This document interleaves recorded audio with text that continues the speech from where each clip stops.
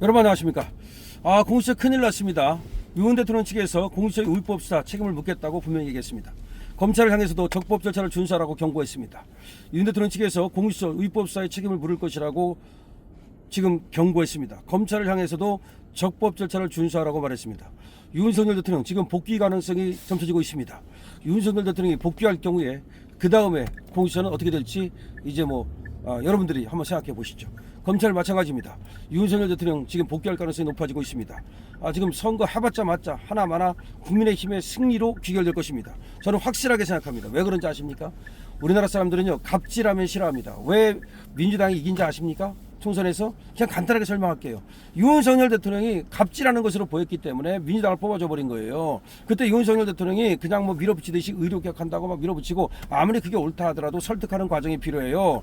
그리고 윤석열 대통령이 그때 김태우 구청장 또 주면서 조금 이제 바로 좀 밀어붙인 것이 있지 않았습니까? 그거 말고도 또 그때 런종섭 사건이다, 그 다음에 최상병 사건이다.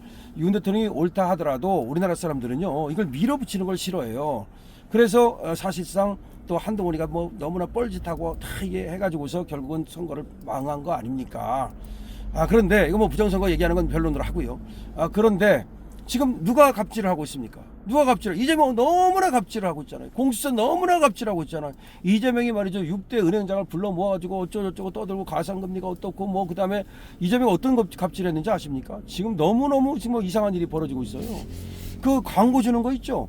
은행이 이제 광고를 주잖아요. 언론사들에다가. 근데 은행이 필요해서 광고도 하지만 사실은요, 언론사 먹여 살리라고 이 은혜식으로, 혜택식으로 광고를 줘요. 그런데 이 업체는 광고 주지 말아라. 이게 뭡니까? 그 업체가 어디냐면 스카이데일리예요. 그러니까 부정선거를 계속해서 거론하고 보도를 해왔던 이 업체를 다 찍었다는 거 아닙니까? 이게 뭡니까 이게? 이런 엄청난 지금 갑질을 하고, 이재명의 갑질 어마어마합니다. 지금 그리고 이재명이 지금 이제 슬쩍 이제 또 이렇게 숙이는 어떤 그런 제스처를 취하고 있는데, 또 윤 대통령한테 하는 걸 보세요. 세상에 윤 대통령이 아무리 뭘 잘못했다 하더라도 계엄해가지고 사람이 죽은 것도 아니고, 계엄해가지고 무슨 나라가 망가진 것도 아닌데, 그냥 내란으로 몰아가지고서 어떤 피고인의 방어권도, 피의자의 방어권도, 피청구인의 방어권도 전혀 인정하지 않겠다는 식으로 지금 그렇게 하니까, 더군다나 공수처 오동훈 저놈이 저게 완전히 우리 편이야. 저게 완전히 트로이의 목마입니다. 이러다 보니까 이 새끼들 봐라 이거. 우리나라 사람들은요, 이 도시락 폭탄 이 기질이 있어요. 윤봉길 그냥 던져버리잖아요.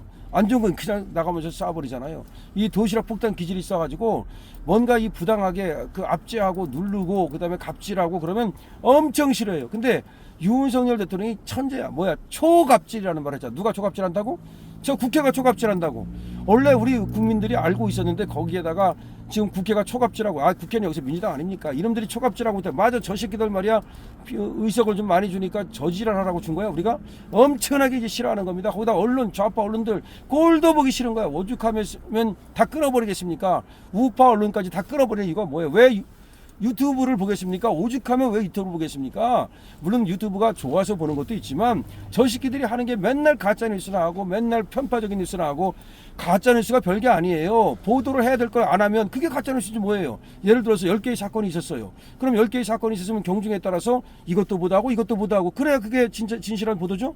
쉽게 말하면 이렇게 얘기할게요. 강화문에서 우파 시위는 보도를 안 해요. 100만 명이 모였는데 10,000명 모였다고 거짓말해. 그래놓고서는 여의도에 모였던 좌파 시위는 막 보도를 해. 그러면 그게 가짜예요.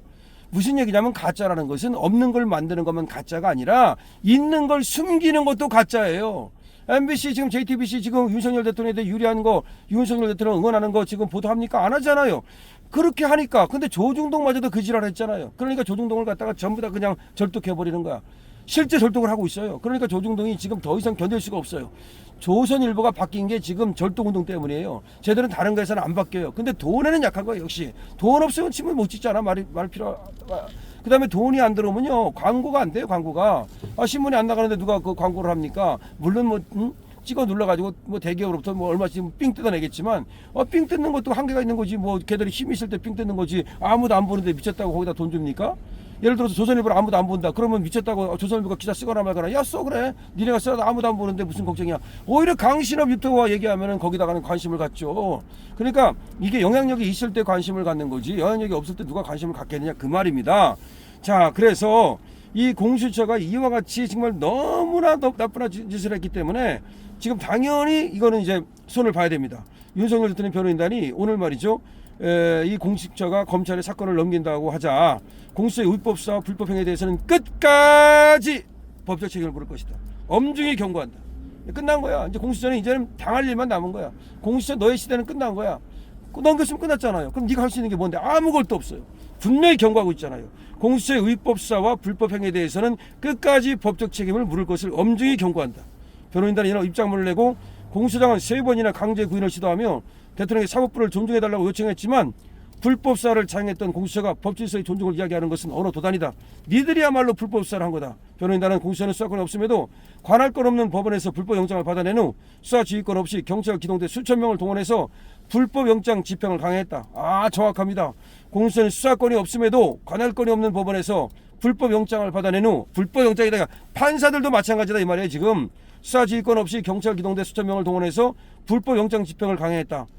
55경비단의 공문서를 위조하거나 경호처 관계자로부터 군사시설에 배치된 기밀사항을 유출하도록 행위에 공모하는 등 온갖 불법을 저질렀다. 55경비단의 문서를 위조했죠. 경호처 불러가지고서 막 공모해가지고서 빼냈죠. 대통령을 체포한 후에는 진술을 강요하며 망신주기 앞장섰고 가족의 접견과 서신도 제한하는 등 과도한 인권 침해를 장했다. 수사 착수 후 51일 동안 공수처가 한 것은 불법과 꼼수, 대통령의 인권과 방어권을 침해하는 위법이 전부다. 제대로 말을 하고 있네요. 공수처와 같은 불법 수사가 아니라 법적 정당성을 갖춘 수사로 적법 절차를 준수하라. 검찰도 적법 절차를 준수하라. 대통령 향후 수사와 재판, 탄핵 심판에서 비상계엄 선포의 필요성을 국민들에게 알리고 헌정 질서 회복과 국정마비 상황을 극복하기 노력할 것이다. 야, 공수처 이 새끼들이 이제 잠 못 자겠네요.